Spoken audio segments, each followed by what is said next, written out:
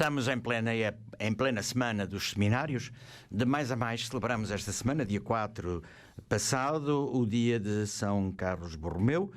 E, além disso, estamos a celebrar os 500 anos do nascimento de um dos grandes arcebispos de Braga, Dom Frei Bartolomeu dos Mártires. Logicamente, que nada como aproveitar as efemérides para conversarmos um bocadinho sobre esta realidade eclesial que são os seminários.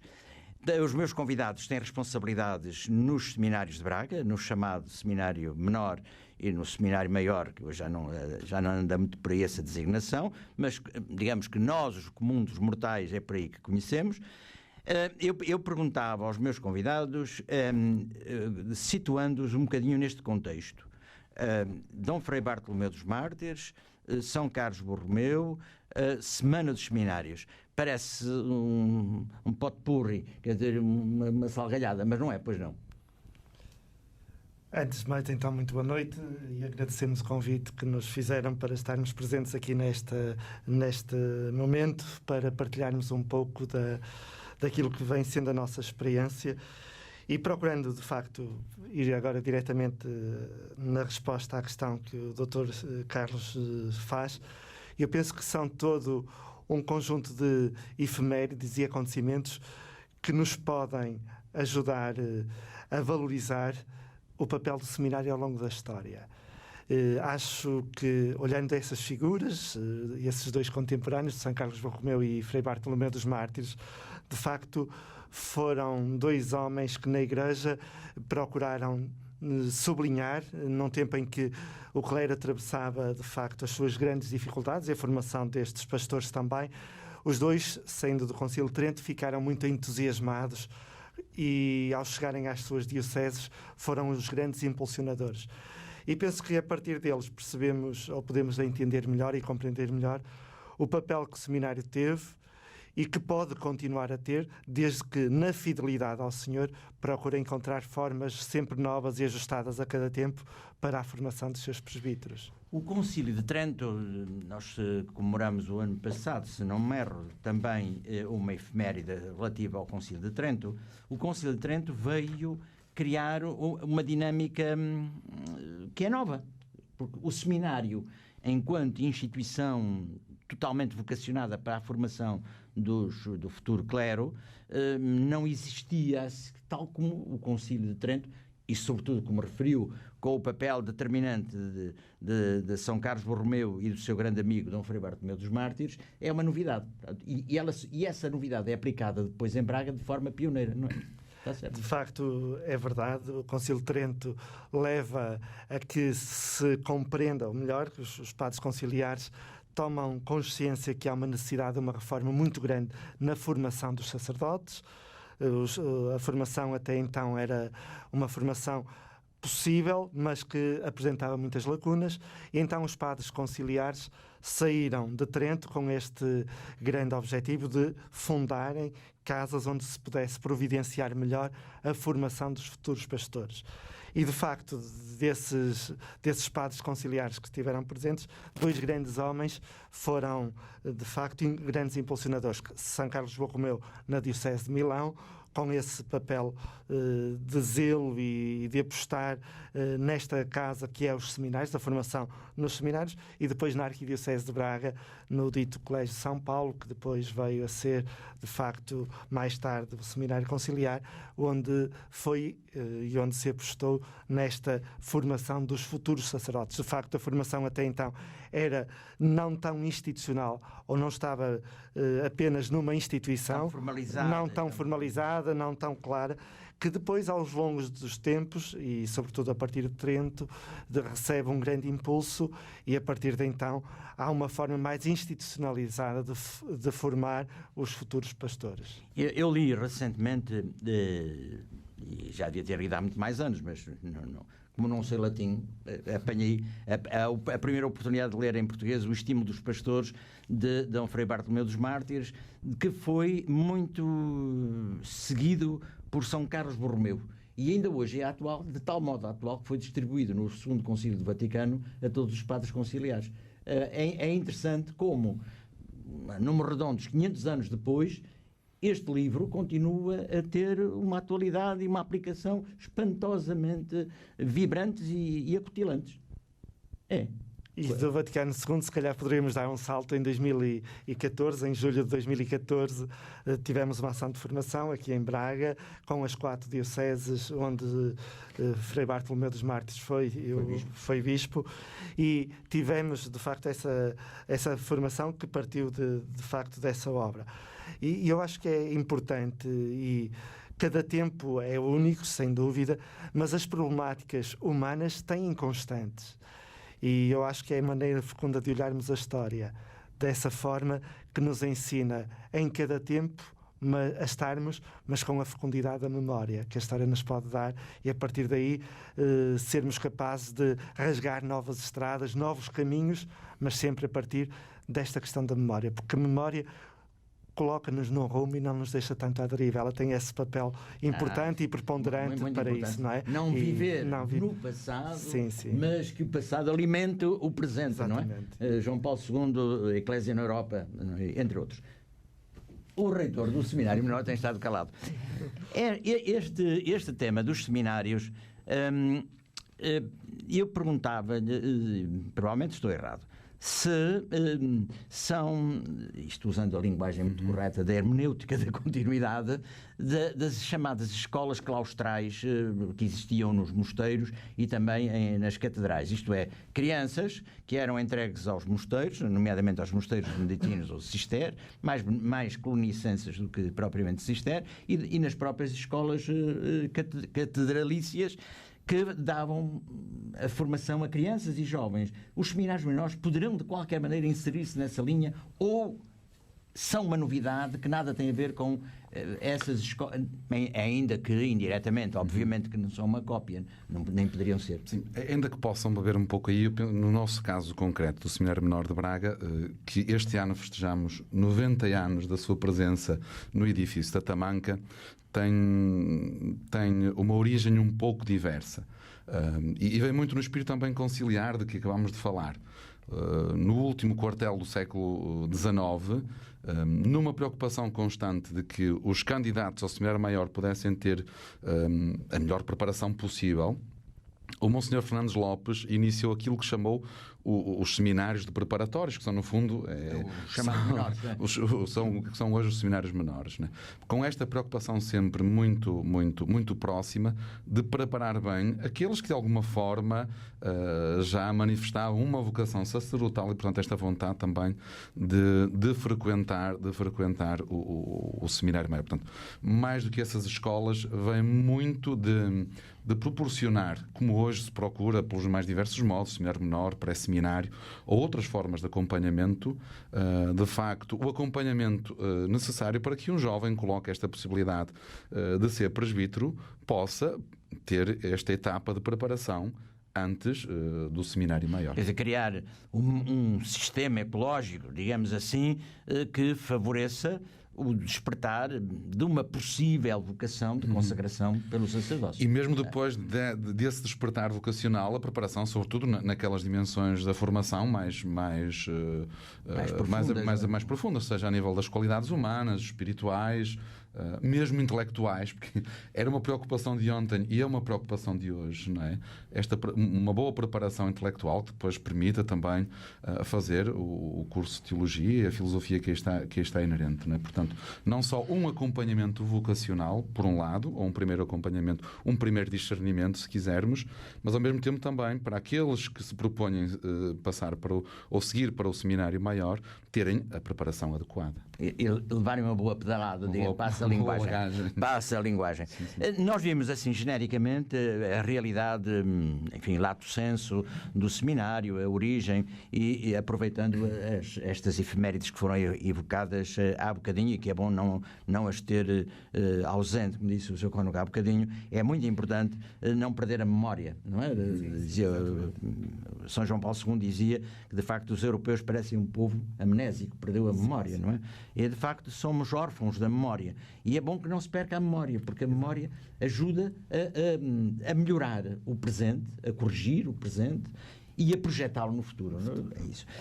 Passando agora para uma realidade bem concreta que conhecem como a palma das vossas mãos, era interessante que nós, os nossos ouvintes, pudessem perceber um bocadinho o que se passa nesta arquidiocese, que diminuiu de tamanho relativamente ao tempo de Dom Frei Bartolomeu dos Mártires, que a de Bragança passava por Vila Real, Viana do Castelo e o que é hoje o território de Braga, mais ou menos, com alguns ajustes.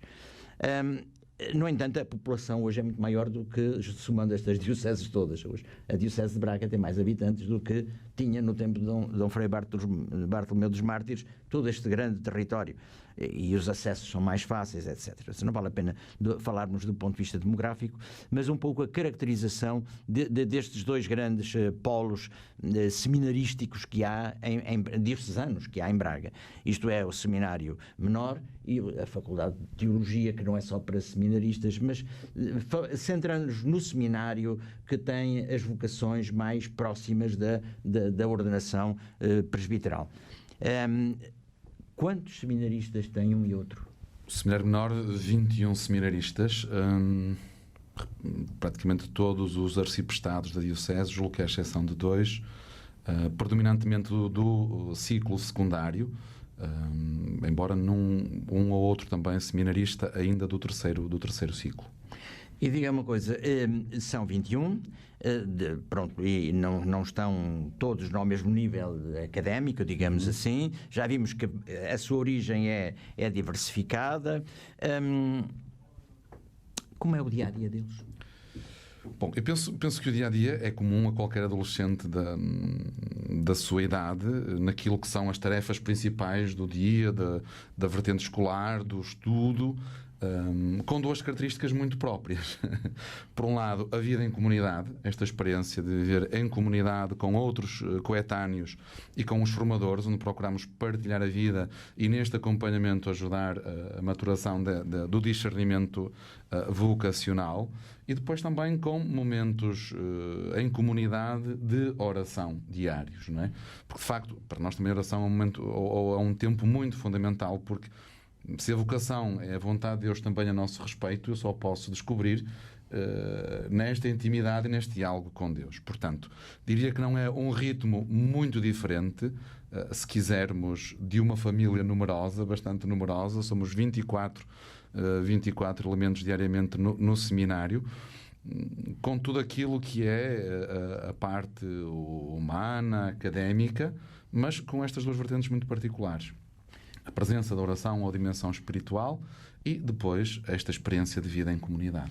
E levantam-se de modo a poderem fazer a sua oração da manhã? Sim. Levantamos pelas 7 da manhã. É uma boa hora, e terminamos o dia ou procuramos que haja descanso já na casa pelas 23 horas. E já não dormem muito. Já não dormem muito. Suficiente, nessas idades que gostam de dormir muito. Depois têm a participação na missa diária, com certeza, sim. Não é? E depois as horas maiores, laudes e vésperas? Normalmente, um dos momentos de oração diária é sempre a Eucaristia. O outro procuramos, porque estamos a falar sobretudo de adolescentes, e onde pode ser fácil cair numa certa rotina da oração cotidiana, procuramos ter o segundo momento de oração seja mais diversificado. Pode ser a adoração ao Santíssimo, pode ser a Lectio Divina, o terço ou a devoção mariana, pode ser a leitura espiritual, pode ser laudes ou vésperas. Vão saboreando também. Diferentes expressões da oração, né? Pronto, então sobre o Seminário Menor, por agora vamos parar um bocadinho. Sim. E nos chamados seminaristas maiores, portanto aqueles que estão a partir do 10º ano depois do 12º. Depois do 12º ano da formação, quantos são? Nós neste momento... Quer dizer, há aqui que discernir, porque há os que são de Braga e os que são de... Sim, exatamente. Nós temos 42 seminaristas no Seminário Maior, dos quais 30... O Seminário Menor tem que se acautelar, estão a ganhar. Dos quais 33 são de Braga e 9 são de Viana do Castelo.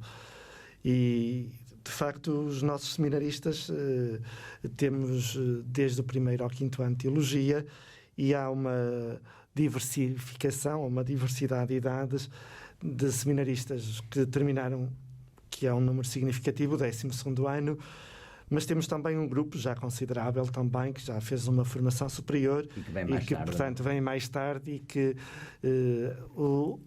as idades são compreendidas entre os 18 e os 37 anos, sensivelmente, que é o aluno que tem mais idade. É essencialmente esse o rosto da nossa comunidade. 42 seminaristas, com 3 padres, habitualmente somos também essa família numerosa, como aqui o Cónigo Avelina disse, com 45 pessoas diariamente. Quando nós olhamos, e aquilo que disse, eu acho que merece uma reflexão, isto é, são 33 formandos, digamos assim, em preparação para o sacerdócio, com idades muito diferentes. Há vantagens no intercâmbio de maturidade, digamos assim, mas também deve haver, por vezes, poderá haver alguma dificuldade, porque um jovem de 17 anos que terminou o 12º ano e um adulto de 30 e tal tem experiências de vida e visões e de utopias até completamente diferentes. Acha que há mais desvantagens ou vantagens neste intercâmbio etário tão diversificado como é o caso que referiu? Claro que a diversificação pode, num primeiro momento, aparecer como aquela que dificulta muito a ação educativa. Mas eu penso que com o decorrer dos tempos e à medida que a comunidade vai se amadurecendo, se vai enriquecendo também com essas experiências de alguém que já tem outras formações e vem mais tarde, parece-me a mim que, de facto, o balanço é muito positivo.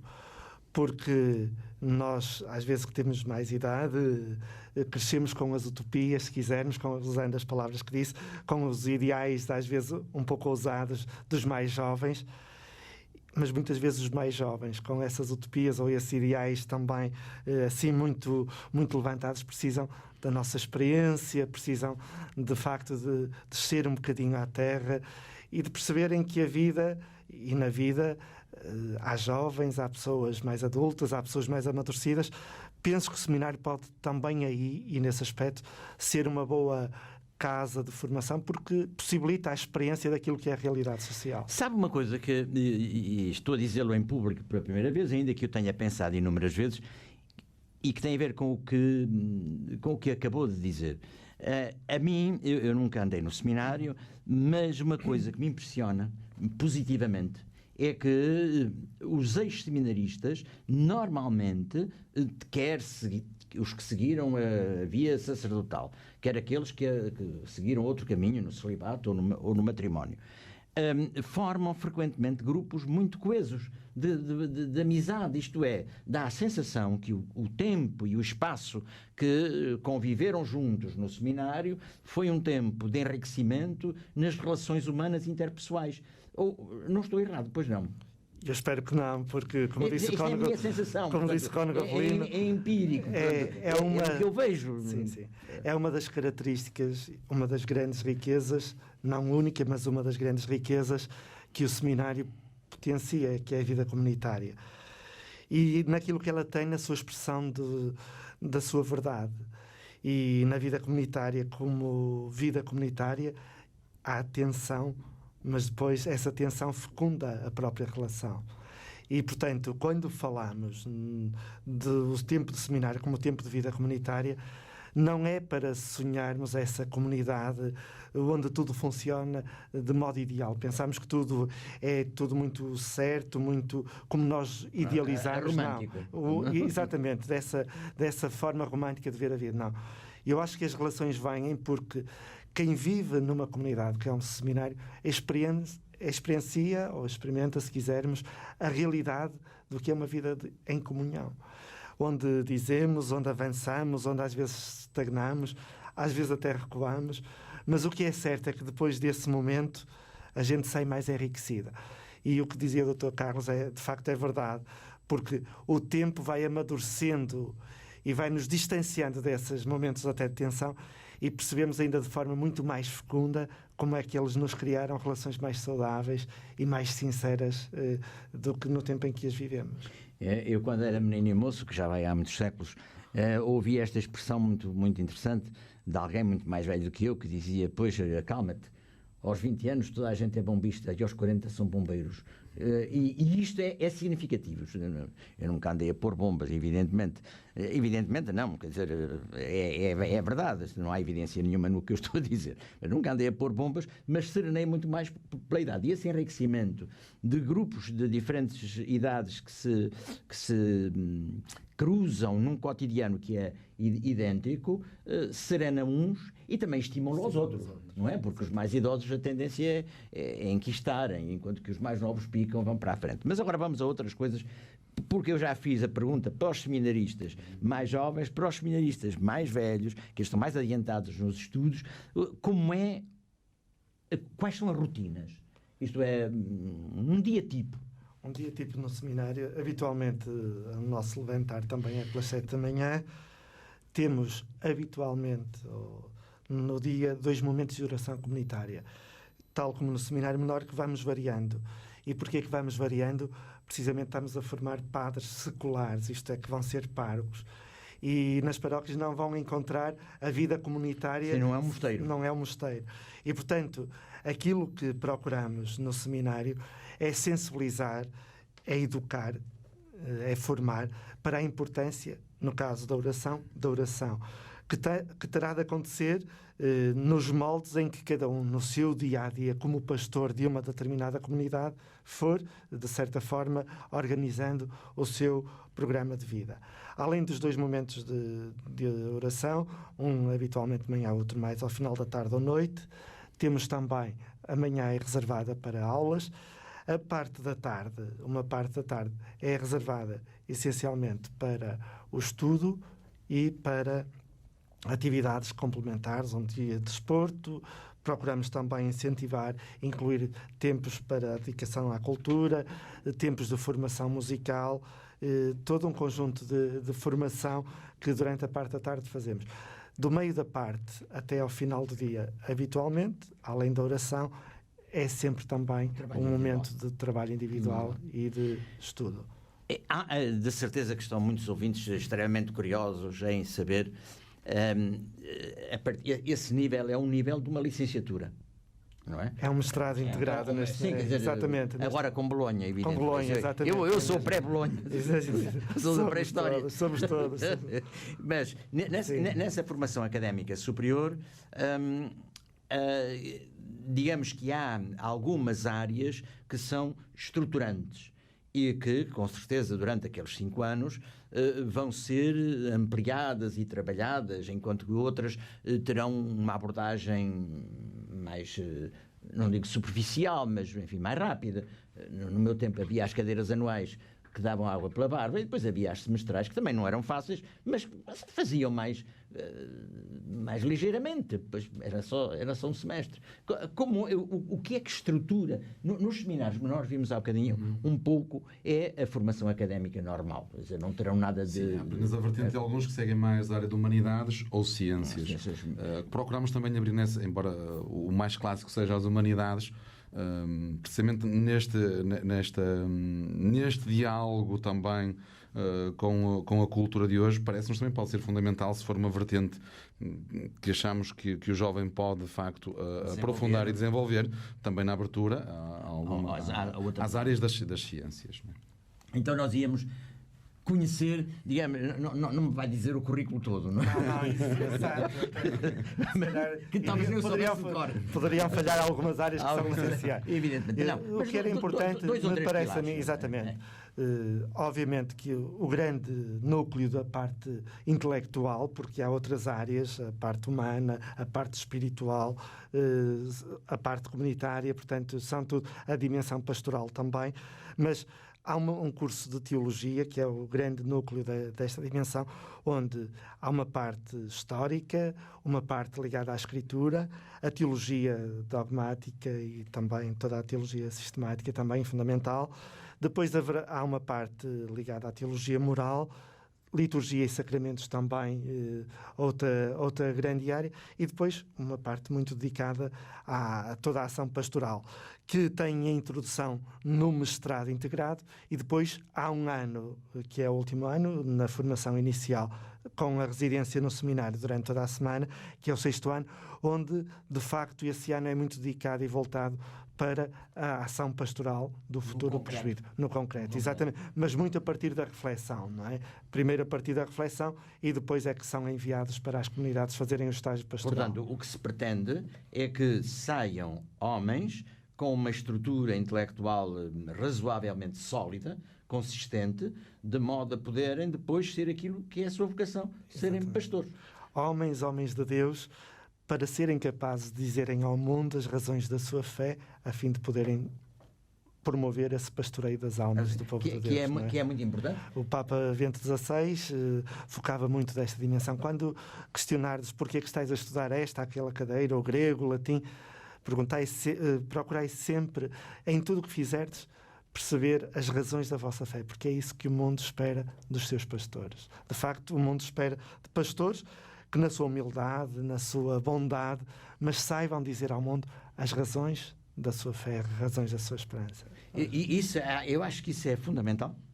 Devia haver assim para o matrimónio, não é? Para os casais. Sim, de facto. Que é uma vocação. É uma vocação dizer porque é que nós escolhemos este caminho, que não é fácil. Que há anos perguntaram-me se eu tinha casado 2 vezes porque tenho 2 alianças. Eu disse não, já estou casado há 43. E na altura eram 40 anos e alguém, era uma jovem, perguntou-me e sempre com a mesma mulher.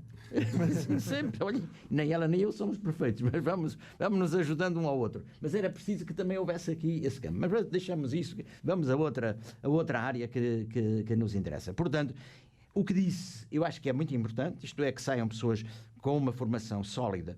O mundo é extremamente exigente. Os nossos cristãos progressivamente tornam-se pessoas com maior informação, portanto é preciso que saiam pessoas bem formadas, não só informadas, mas bem formadas em termos científicos, não é? Que saibam explicar o porquê das coisas, além do seu testemunho de vida, não é? Além do seu testemunho de vida, não é? Que é importante, que prega mais o testemunho de vida do que a palavra, não é? E isso é difícil. Bem, adiante. Então, essa formação, que também é académica e é importante. Eu estou a ler um livro de um beneditino, Anselmo Grün, muito interessante, e ainda hoje de manhã eu estava a ler e estava a dizer como ele foi buscar ao grego e ao latim as palavras em que esses textos foram escritos para ele nos explicar, a mim, leitor ignorante, o sentido verdadeiro daquela palavra, como é importante que, por exemplo, um sacerdote, não digo que sejam todos especialistas em latim e grego, aramaico e não sei o que mais, mas que tenham noções suficientemente sólidas que possam tirar dúvidas às pessoas que cada vez mais têm maior formação académica, nem sempre sólida, nem sempre bem conseguida. Bem, falamos muito do presente, já falamos do passado. A Igreja é futuro. Cristo não veio pregar o Antigo Testamento. Ele veio nos pregar o pós-ele, não é? O novo, o pós-ele. A Igreja tem esta função. Quer dizer, ir ao passado, mergulhar no presente, projetar no futuro. Seminários têm futuro, um de cada vez. Eu gosto muito de pensar o futuro com as boas opções do presente. Não gosto muito de olhar para o futuro quase como uma promoção de facilidades, de algo que nunca vai acontecer. E quando olho a história do povo de Israel, a história do povo crente, aquilo que eu vejo é a história da fidelidade de um Deus, de um povo que nem sempre corresponde à fidelidade desse Deus. E olhando o tema deste ano, servidores da alegria do Evangelho, se em cada tempo continuarmos a ser capazes de ser servos desta alegria que é de sempre, eu não duvido do futuro dos seminários. Com esta ou aquela configuração, aí não me cabe a mim fazer futurologia. Mas relativamente à questão do futuro dos seminários, sim, deste futuro, que, no meu entender, precisa de estar sempre muito atento a que o presente seja cada vez mais e tenha estes servos alegres do Evangelho. Esse apelo à encíclica do Papa, sim, não é? Sim. A alegria do Evangelho é um apelo, é otimista, é uma mensagem positiva, é uma mensagem de esperança que perpassa naquilo que disse. E que é, de facto, o grande desafio. É nós sermos capazes, do mundo cinzento, termos cor, e essa cor seja a cor da alegria. Está certo? Exatamente, é mesmo essa atitude, porque eu acho que sem esperança e sem alegria não é possível viver.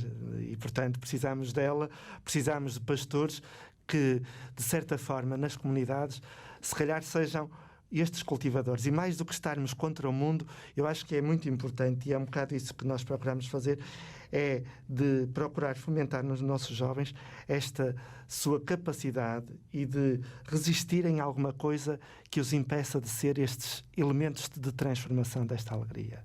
Portanto, não queremos gente que esteja contra o mundo, mas que resistam a esta forma de quem não acredita que ainda é possível transformar o mundo com alegria. Isso aí acho que vale a pena dizer aos nossos futuros sacerdotes, dizermos aos sacerdotes de hoje, que há no mundo uma esperança e uma alegria que podem contagiar e podem transformar. A alegria não anda sempre a gargalhada. Exatamente.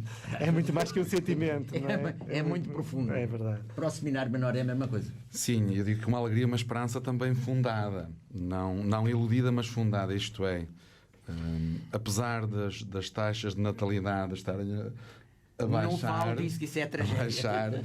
A verdade é que continuamos a ter jovens. E também é verdade que Deus continua a chamar, enquanto isto acontecer, os seminários, como dizia o Padre Vítor, na configuração de cada tempo ou de cada época, mas os seminários, como acompanhamento da Igreja dos futuros presbíteros, têm futuro. Né? A nós cabe-nos na responsabilidade fazer o discernimento do seminário e da proposta do seminário para cada tempo, para cada geração, para que cumpra aquilo para que existe, que é a formação dos novos pastores. Mas, portanto, Deus chama sempre, às vezes nós podemos não ouvir, às vezes as gerações têm mais dificuldade em ouvir. Muitas vezes também não servimos como mediadores dessa voz de Deus, mas a verdade é que Ele chama sempre. E continua a haver jovens, portanto, penso que é uma esperança fundada, e não iludida, nem ilusória, mas de que o seminário continua a ter a sua importância, como sempre, na vida da Igreja. Vamos a uma coisa muito concreta.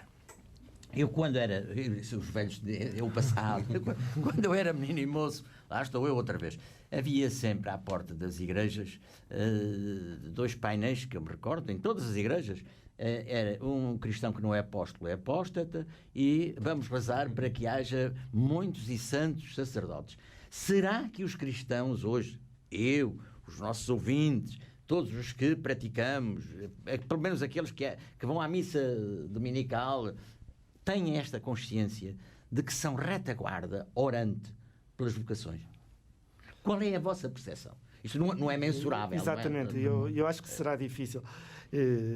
Será difícil, pelo menos para mim, dizer. Considero que há gente muito sensível a esta realidade das vocações. E com alguma, ou com toda a gratidão, mas também com algum sentido de humor, às vezes até rezamos muito para que haja vocações na casa do meu vizinho, não é? Porque qualquer família, quando a vocação bate à porta, parece que o vizinho teria sempre muita mais vocação. Mas, de facto, há muita sensibilidade hoje para rezar, para se rezar pelas vocações.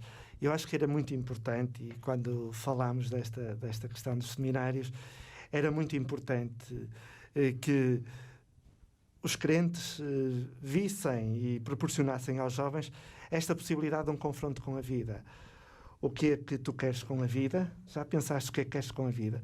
Como crente, já pediste a Deus se é isso que Ele quer da tua vida, que te ilumine para ver se é isso que quer da tua vida, para depois, e pode ser no seminário ou noutro local, ver se é isso que o jovem está disponível a dar a Deus, daquilo que pede da própria vida. E eu acho que é muito a partir daqui que todo o caminho do seminário pode fazer todo o sentido. E hoje parece que temos medo ou alguns receios de colocarem aos jovens essa questão: por que não tu fazeres esse confronto? Por que não tu fazeres esse confronto da tua própria vida? Porque não se trata de condicionar ninguém. E eu acho que é importante, e como disse há bocadinho o Cano Gavelino, será sempre pela oração que a gente descobre os caminhos que Deus quer, e se calhar consolida a generosidade, porque na resposta há 2 elementos que são fundamentais: a liberdade de cada um, sem esquecer a sua generosidade. Que bem que ele terminou. Eu acho que é notável, porque o que o Sr. Cônego disse, acabou de dizer, eu estava a fazer o discurso para o casamento. Eu estava a ouvi-lo e disse assim, mas isto podia ser dito a um grupo de jovens que se prepara para o matrimónio. Pronto, eu discernir, é isto que Deus quer de mim. Exato. Que esse é o grande desafio. E que nem sempre se coloca e se tem coragem de colocar. E como disse, é bom que haja essas vocações aqui no senhor do lado. Em mim não, quero o meu filho, os meus filhos ao pé de mim, nunca se sabe, enfim. E é isto. Isto também se põe para a vida matrimonial. E obrigado porque me fez pensar nesta realidade que às vezes anda um pouco esquecida. E pronto, chegamos ao fim. Uma palavrinha de cada um para os nossos ouvintes. A semana dos seminários, acho que é importante que cada um diga rapidamente meia dúzia de palavrinhas. Eu gostava de terminar, claro, pedindo de facto as orações por quem está no seminário, por quem trabalha no seminário, pelos funcionários, por toda a gente. E de facto aquilo que eu gostaria de ajudar também com esta mensagem final era mesmo isto. O tempo de seminário é um tempo de formação e de facto de uma formação que não se conclui. Eu estes dias lia uma entrevista que deu há poucos dias o José Pedro Croft, esse escultor, e dizia ele ao público uma coisa muito interessante que me fez pensar depois, e ele falava da escultura, e daí eu passei para a formação. Diz ele que toda a escultura se inicia num objeto defeituoso, e é um material que é belo, ou mais ou menos belo, mas é defeituoso. E depois, diz ele, depois nesse objeto defeituoso vem o meu trabalho. E no fim, precisa de sentir, diz ele, que não deveria ter parado ali, mas acabou, porque diz ele, quando eu tiver a sensação que o trabalho não está acabado, é aí que eu paro. O que é que eu acho belo? Que de facto o tempo da formação de seminário não é o tempo para acabar toda a formação, é uma formação que é inicial. Depois disso, há de ser o Espírito de Deus, as comunidades, o presbitério, as autoridades, ajudarem a complementar este trabalho que nós só iniciamos. É um caminho. É um caminho. E que, de facto, esta passagem aqui pelos estudos da Renascença seja um desafio grande. É que os seminários tenham sempre no seu horizonte aquilo que é a sua função, a sua missão, melhor dizendo, e para que aqueles que trabalham neles possam ser fiéis colaboradores do Senhor nesta vinha, nesta messe, que é grande, com os operários, que acreditamos os suficientes para este tempo. Tá bem. Muito obrigado. Eu gostaria apenas que, de facto, que esta semana seja apenas semente dos 365 outros dias do ano, não é?